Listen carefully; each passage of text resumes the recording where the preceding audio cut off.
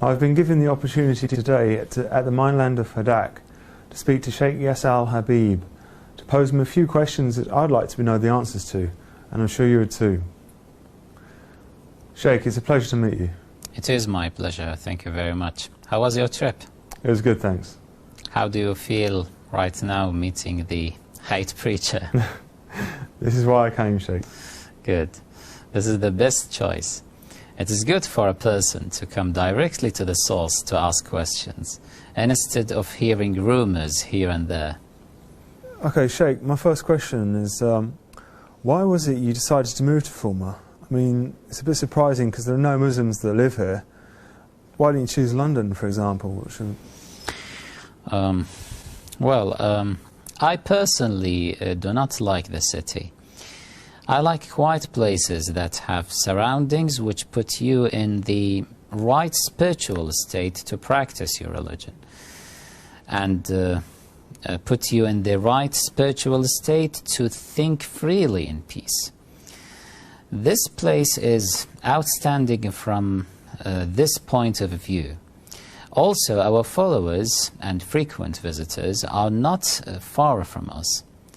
There are many of them who live in the neighboring areas, and their journey does not take more than 7 minutes by car. As for the people who live in London, the majority of them take the motorway, and their journey takes no longer than 30 minutes. If we were based in London, it would probably take them longer considering London's traffic. This building also has the planning permission to make it a place of worship, which suits our needs. We were previously in Wembley, and we suffered from noise pollution, we suffered from traffic and lack of space. And we do not have this problem here anymore, so this place suits us. Okay. Now, I've heard that some of the residents in Fulma aren't happy with the presence. No, this is not true. We have felt very welcomed from the first day we came here. We did, however, hear that there is an individual who was uncomfortable with us being here, and that he has tried to convince some of the residents to side with him without any true reason. Maybe he's affected by the strong attacks of the media, which distorted our image. Otherwise, like I mentioned, from the first day we came here until now, we have been very welcomed by the residents. However, when the newspapers started writing negatively about us, it made some of our neighbors worried. Okay. Have you managed to interact or integrate with the residents since the time you've been here? Yes. We took part in numerous celebrations, and we offered our car park for free to the residents here, because we consider this mosque is for them as it is for us. We also shared our religious festivities with them and handed out cakes and sweets to them. We will not allow certain media organizations who are biased to ruin the relationship between us and the residents of our village. We are one community in the end. Why then did you say you wanted your followers to come and settle here?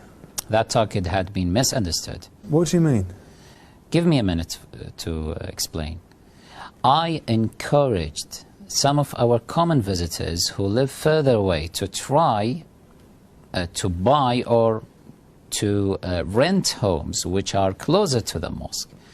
We expect anyone who wants to move here to be a part of this diverse and friendly community.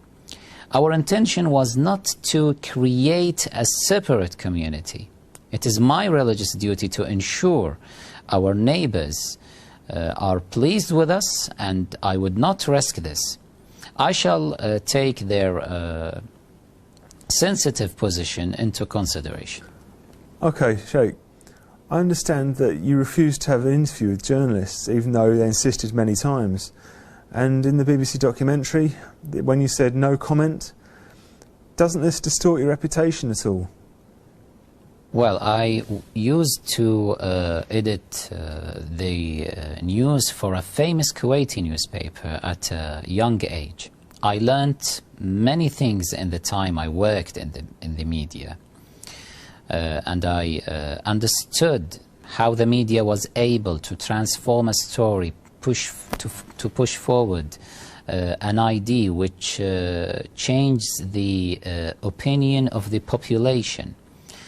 I understood how they could turn something from good to bad, or from bad to good. Now, the BBC approached me and asked for an interview as part of its documentary named Freedom to Broadcast Hate. I made it clear to them that I refuse to speak with the media, as I'm aware my words would be taken out of context.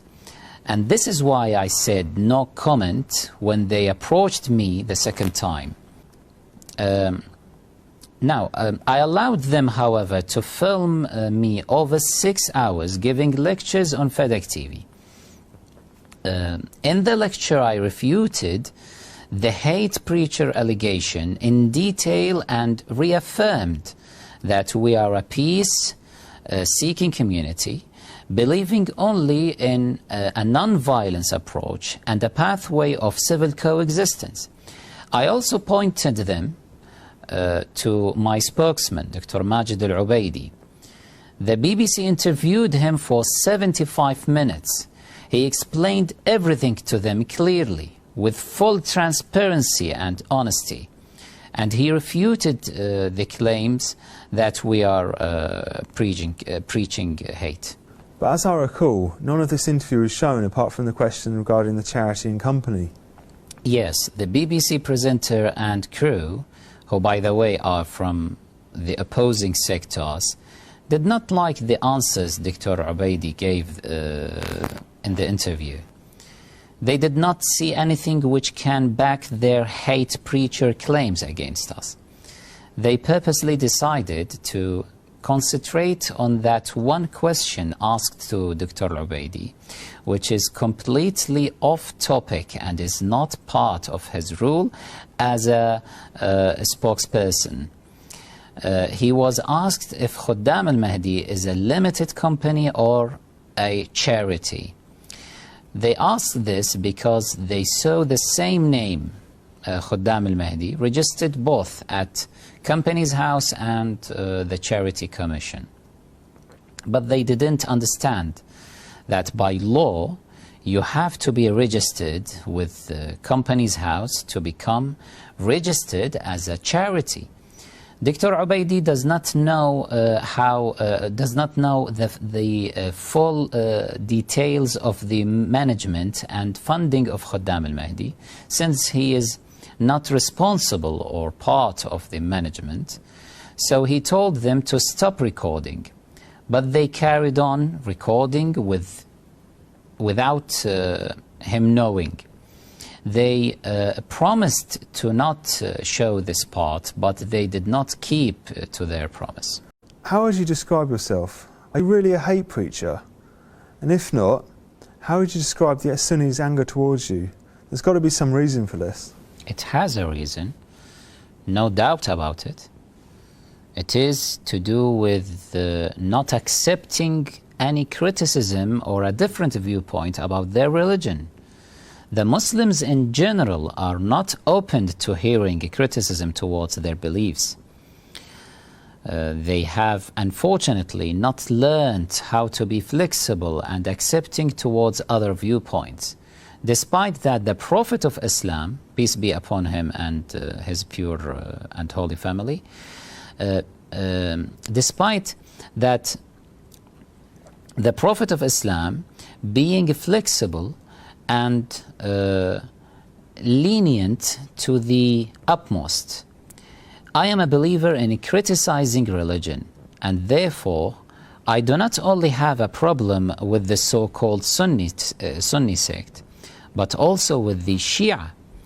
Just like how I criticize the religious figures of other sects, I also criticize the religious figures of my sect. For example, I harshly criticize Khomeini, even though he is a religious figure for many Shias. One moment. This is because you oppose the Iranian regime, but this is a political stand, not a religious one, like the case of the Sunnis and their religious figures. No, never. My criticism towards him is on his religious convictions and not his political side. I criticize the specific religious beliefs which I consider are against the teachings of Islam and Shi'ism. I also criticize his oppression towards the Iranian people. I consider him a dictator. Even so. Just a moment. I am a person who conducts religious and historical research. I like to share my opinions and research, and this is part of my freedom of opinion and expression. I do not force anyone to listen to me, and at the same time do not stop anyone from responding to my research. Yes, but it isn't the same. You don't approve of these figures, but how about if it was a symbol or figure you respected? Well, if I respect certain individuals and someone criticizes them, I would listen to what they have to say. I would take their words into consideration, and it can turn into a debate where we learn more about each other. Even if I'm hurt by his remarks, I would not let it lead to violence. Well, this is exactly the type of criticism that leads to sectarian tensions in the Middle East. Take Syria, for example.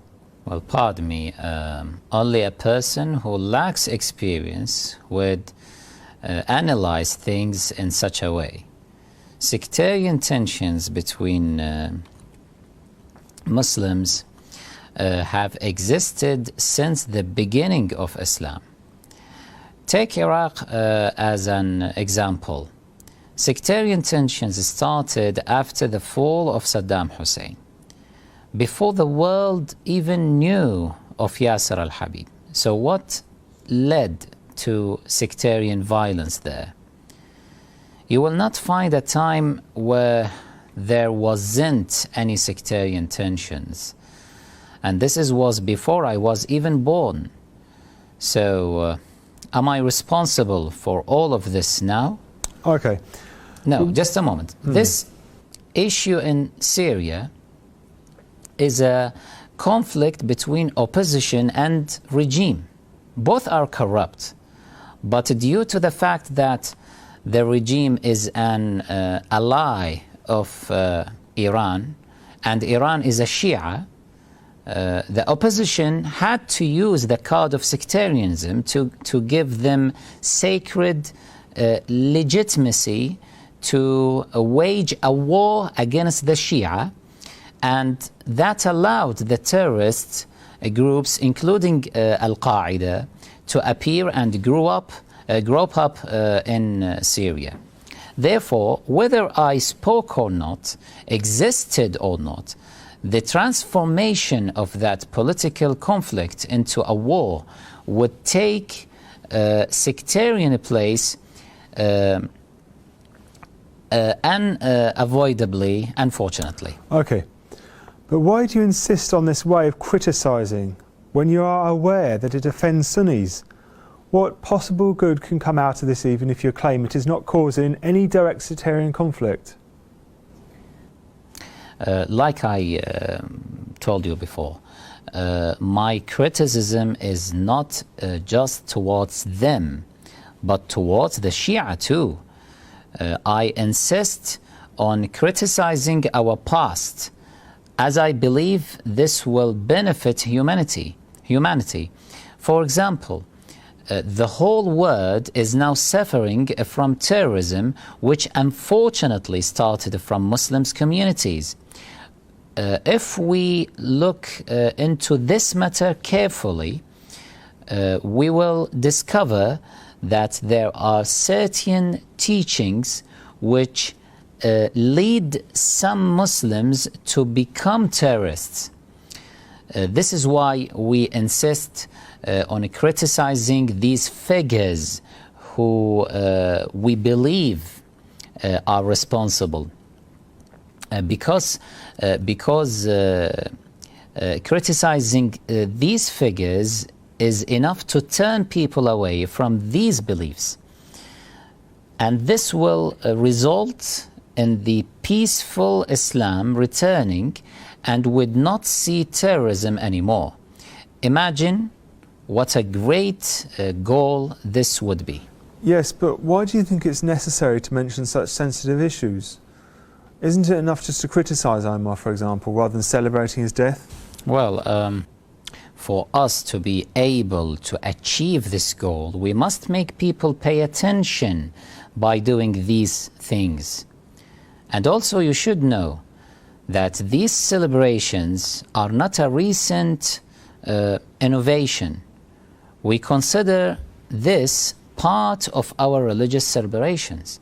And we have been doing these celebrations over many centuries. And it is all recorded in reliable history sources. If you ask why we insist on these celebrations, I will say to you that on top of it being part of our inherited religious practice, we are also aware and realize that people would not pay attention if we just write these things on paper.